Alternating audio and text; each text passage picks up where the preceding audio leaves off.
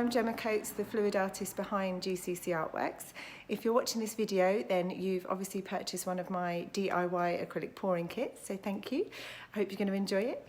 There are instructions included in the kit for obviously what you need to do, but it's often easier to watch a video, and I will talk over the video as well, so I'll talk you through each stage. Be sure to protect your work surface and protect yourself, because this is going to get messy. Enjoy.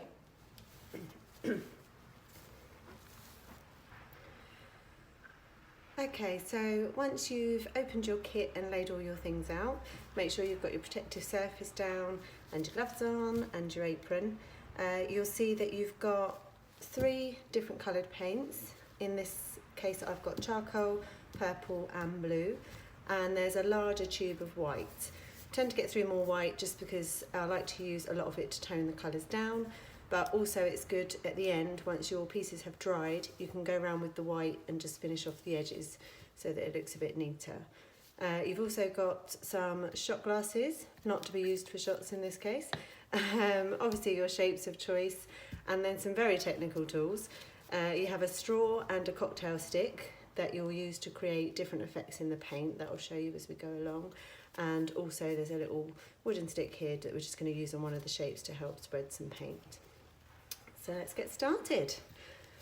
Take 3 of your shot glasses for the larger shape, and you're going to use those as little stands just to prop the shape up, obviously so that when we pour on top it goes over the sides and doesn't stick your shape to the table that you're working on. And then you're going to take another cup. This is going to be your flip cup, so this is what we're going to layer the paint in and before we then flip it up onto the shape. To start with, I would use white at the bottom, and this is because the white's a more opaque colour, so when we flip the cup up, that white's going to pull down through all the other layers of paint and create some really nice effects and some nice cells and things. Then you can go ahead and layer up your other colours. There's no real science to how you put them in. Obviously if you want more of one colour in there, or more of one colour in your final piece, then just add a bit more to the cup as we go. And then keep going.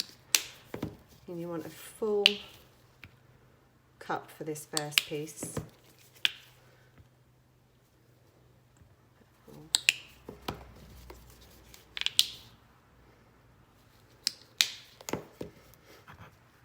And a bit more white.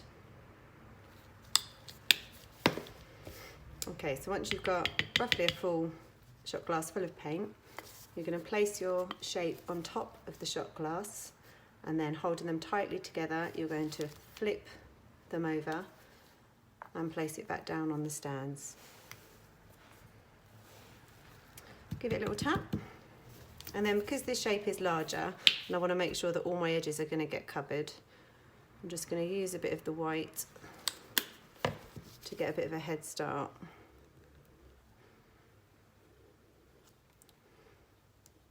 Just like so. You can wipe some of the paint onto the edges now, but you might struggle a bit, so I'd always suggest waiting until the paintings are dry and then going around and touching them up nicely, just because they're quite deep edges, so there probably won't be enough paint to pour over. Okay, then the magic happens. So we want to, as I say, get good coverage on the whole shape, so it's a good idea to move your shot glass and paint along to one area, lift a bit to release a bit of paint, over to another area, until you get it across it all. And a star is obviously a bit of a tricky shape to do, because I don't want to tip it all off the edge. But this is where you see that having had the white has already given it a bit of a head start. And I quite like it with some white tips as well. So you don't want to start tilting and moving too much in all directions, because what will happen is your layers of paint will just all turn into like a muddy mess. They'll all combine a bit too much. So you want to tilt it as least as you can just to get a good coverage over all your edges. As I say, if you have got paint here, you can go around and touch up the edges or leave them to sort out once the painting's dry.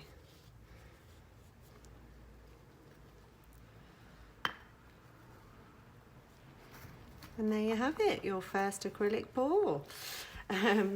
Feel free to tweak it. If there's areas you don't particularly like or you think that could have a bit more interest, this is where you can use your straw or your cocktail stick to just go in and give it a bit of a blow, just to spread the paint out a bit, create some wispy effects. Likewise with your cocktail stick. If you want to drag some of the other colours in. You're basically moving layers of paint around to reveal layers underneath. So if you think there's, say, too much white in one area, give it a blow or pull it with the stick and it should clear it out of the way to see what's underneath. I'm quite happy with that one, so I shall leave that as it is and just gently put it to one side. If you do have any big bubbles, you can also use your cocktail stick to pop those. It doesn't matter if there's a few little ones, that just adds a bit of texture at the end. What I generally do is use a heat gun on my acrylic pours, so if you've got a little kitchen torch at home or a blowtorch, you can go over gently, just whiz it over the surface and it will pop the bubbles, but as I say, they're nothing to be concerned about really. And on to the next one. So you should only need the one shot glass to prop up your second piece. And then get filling again, so starting with your white on the bottom. And for this one, you're going to need just over half a shot cup. About a centimetre from the top, I'd say, should cover it.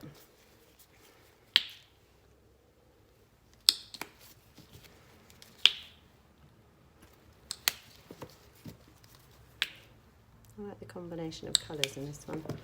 Wasn't too sure at first, but I think they go well.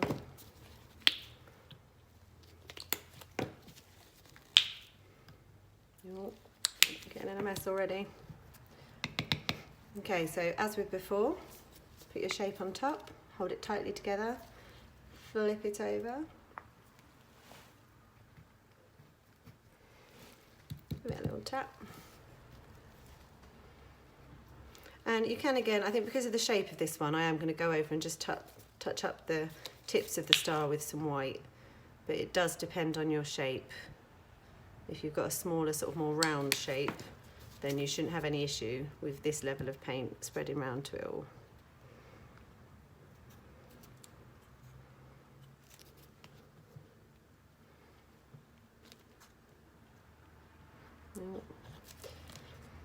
Okay. And away we go again. Just get a little bit of movement to get it all over the shape. Look at that. There'll always be a nice bit that you won't want to tip off.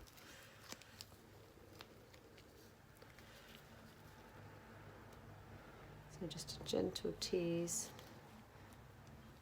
to get all the edges covered.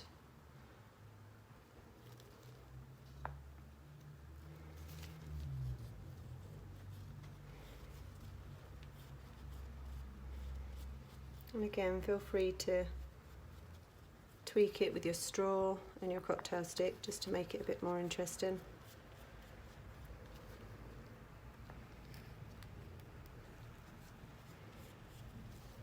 And touch in the edges or don't, depending on what you want to do.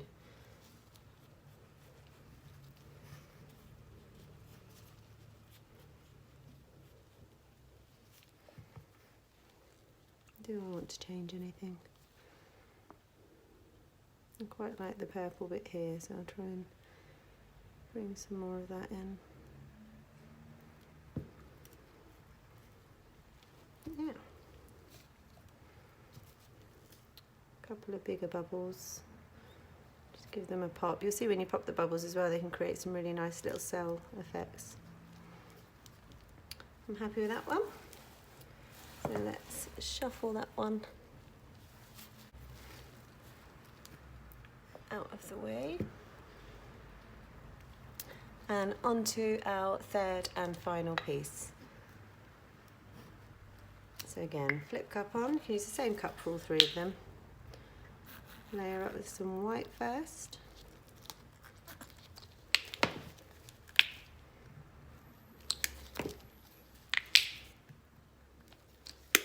And for this one, just over half the cup. Again, should be plenty.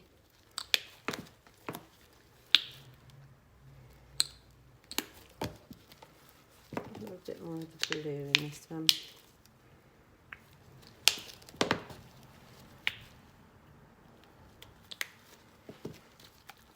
And I will do just the tips again, just because it did make my life a bit easier.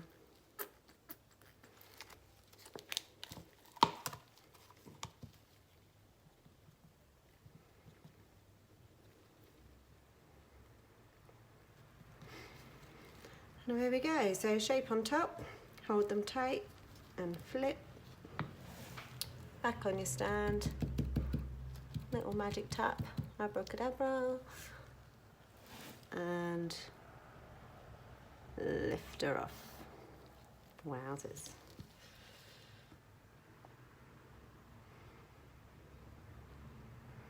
And you'll see that as much as I've used all the same colours and layered up probably in the same way really, they all look really different, which is what's so lovely and addictive about acrylic pouring.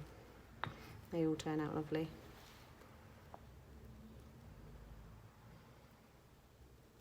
Yeah, I quite like the blue, so I'm going to bring a bit more of that in. As before, tweak it if you like with your cocktail stick and straw, and fill your edges in, or leave them to do later. One thing you do want to do is to be sure to get any drips from underneath your shape. So gently run your fingers along now, and you might have to do it as well in a few minutes once the paint is sort of fully poured off, just to get rid of any drips, because if you leave those to dry, they're going to turn to like plastic and you'll end up having to cut them off. So it's easier just to do it now.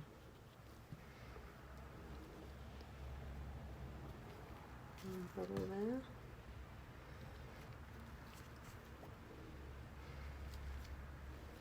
And there you go. So you might have to say, come back in a few minutes just to remove any more drips. You can use your stick as well, just to carefully scrape underneath. Do put them somewhere safe where they're not going to be touched, and ideally nothing's going to fall into them. And they'll take about a day before they'll set, but you'll need to give them another 3 to 5 days really, depending on the temperature, just to dry out fully and to cure. And obviously once they are cured, that's when you can look to attach your self-adhesive felt to the reverse of them, just to give them a neater finish. And yeah, whatever you do with them, I hope you enjoy them. I hope you're pleased with your creations, and thanks very much.